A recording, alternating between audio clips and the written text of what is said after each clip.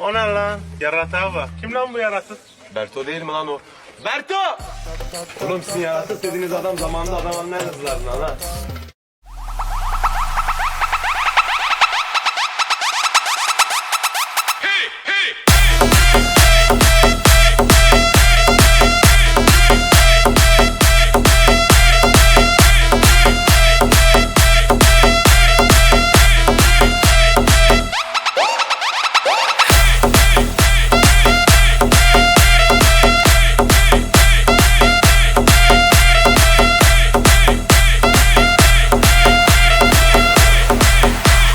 DJ Mehmet.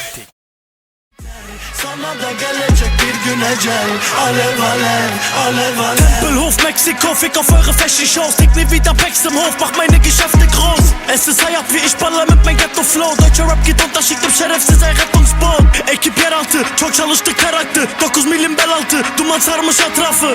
Kafa belalı, gözyaşımız hep aktı. Özlemişim ezanı, sözümüzde vefalı.